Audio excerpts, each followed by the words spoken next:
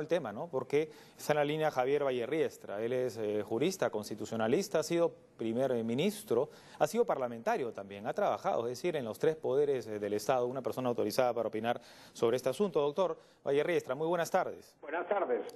¿Qué opinión le merece esto que está ocurriendo, ¿no? El oficialismo, la presidenta del Consejo de Ministros considera que se está dañando la investidura en el sentido de querer que el jefe de Estado declare ante la Comisión López Meneses. ¿Usted qué considera que debería ocurrir? Bueno, yo considero que el presidente de la República tiene un estatuto muy importante que lo hace inmune a este tipo de situaciones. Él no está obligado a asistir ni a recibir a nadie. De tal manera que la actitud del jefe de Estado es absolutamente correcta al rehusar recibir a una comisión para que lo examine, para que lo interrogue como testigo. Así que, no obstante que yo soy aprista y soy adversario del régimen, tengo que hablar como un constitucionalista, como un hombre conocedor del texto constitucional y de la historia del Perú y decirle que jamás en la historia de la República un presidente de la República en ejercicio ha sido citado por el Parlamento para hacer una declaración. Esta sería la primera vez que se intentara eso, de tal manera que la actitud del presidente es absolutamente pertinente. ¿Qué va a hacer la comisión? ¿Apercibirlo con orden de detención? Imposible.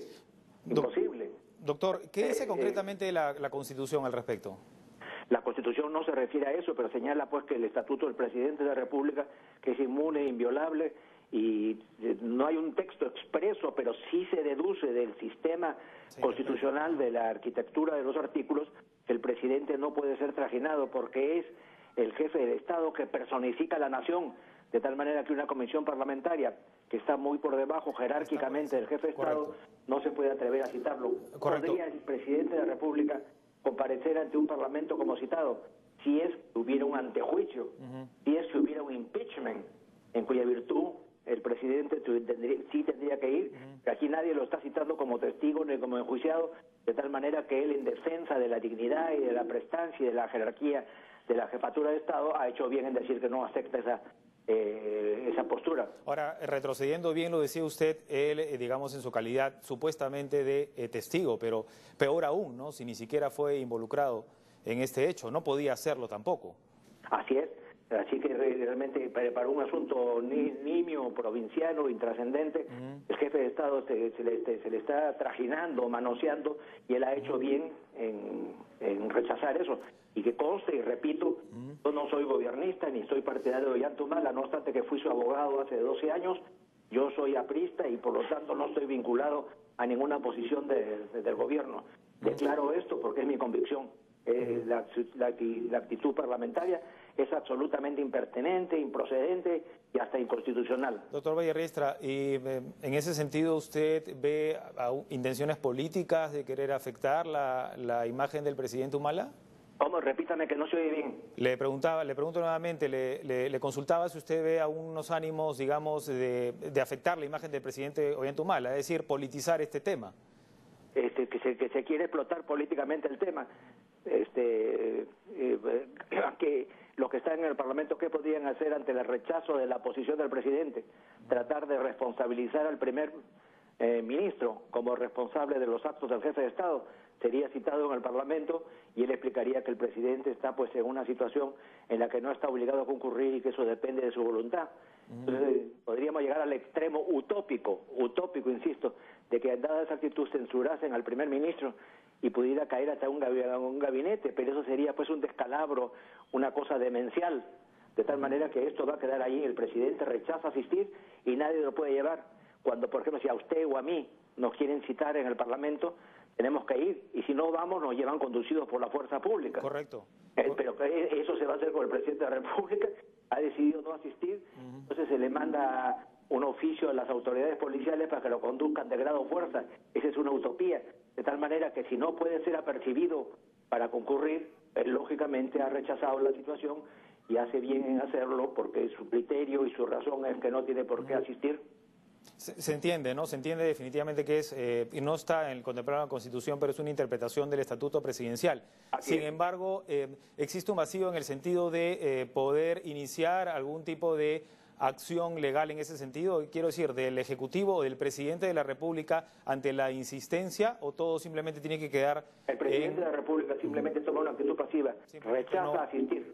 No voy porque lo considero impertinente, y ahí muere el asunto. Entonces, si los del Parlamento fueran tan fanáticos, extremistas y termocefálicos, podrían decir, entonces vamos a llamar al primer ministro, para que el primer ministro explique la actitud del jefe de Estado. Tendría que ir el primer ministro al Parlamento y contestar, y si no le satisficiera la actitud del primer ministro, podría ser censurado y caer el gabinete. Eso sería ya pues una demencia. Ya sería exagerado. Caótica. Brevemente, para finalizar, usted de alguna manera adelantó perece la decisión del jefe de Estado de no concurrir. Usted adelantó la respuesta a esta pregunta, pero en el sentido de que no hay precedentes, pero en un momento, en todo caso, de que se haya logrado, digamos, la concurrencia de un jefe de Estado, pero en algún momento de la historia de la República se ha dado que ha habido esa intención, al igual que lo que está ocurriendo ahora. En el Perú ha habido diversos antejuicios contra jefes de Estado. Claro, pero y pese que ha habido antejuicios, ninguno ha llegado a comparecer en el Parlamento como antejuiciado. El primer caso fue el de la Junta de Gobierno de 1822, en que, concluido su mandato, fueron examinados por el Parlamento, pero ahí no había presidente de la República. Después el caso del presidente Gamarra, que también fue acusado, pero no fue, y se liberó bien del problema y no concurrió al Parlamento. El caso de Echenique, que estando exiliado se le acusó por el Parlamento y lógicamente nunca compareció. El caso de PC, del general PC, de los sucesos del 2 de mayo, ellos, que también fue emplazado, fue llevado fuerza al Parlamento. La única excepción que podemos encontrar es la de Augusto Leguía. Augusto Leguía, presidente, primero durante 4 años y después durante 11, al producirse el golpe de Estado, fue internado en la cárcel. Pero ni así concurrió al Parlamento por una razón muy clara. En primer lugar, porque no existía Parlamento, estaba disuelto. Y después, por los últimos años, ha sido perseguido Alan García.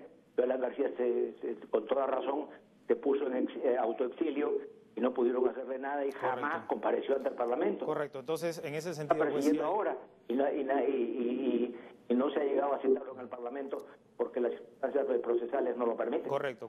En ese sentido, entonces, sí hay precedentes. No solamente para finalizar y obviamente precisar, no solamente... disparatada, atrevida e insolente respecto a la investidura del jefe de Estado. Que si bien he sido abogado de Yantumala, no lo veo yo hace años y eso lo declaro con sinceridad y con convicción. Bueno, y es además, digamos, de corazón aprista, ¿no? Si se quiere de alguna manera poner en tela de juicio todo lo contrario, ¿no? Un opositor se podría decir. Doctor Vallerrista, solamente para precisar, estamos hablando lógicamente del hecho de que no vaya al Congreso, que vendría a ser lo mismo que no vaya la Comisión López Meneses a Palacio, ¿no? Lógicamente. Así es. Es la misma figura, ¿no? Es decir, que la Comisión va a Palacio y él simplemente se dice que no la recibe, desgraciadamente. Es como si usted o yo quisiéramos presentarnos en Palacio de Gobierno y el secretario nos dice, el presidente dice que no tiene cita con usted y no lo recibe. Así que va a terminar eso en eso. No está dramatizando un vaso de agua. Ojalá que no lleguemos a ese extremo, porque no le hace bien a ningún poder del Estado. Doctor Vallerrista, muchas gracias. Gracias y un abrazo. Javier Vallerrista, abogado constitucionalista, acerca del caso López Meneses y el pedido de la Comisión López Meneses para que declare el presidente Ollanta Humala. Nos vamos nuevamente.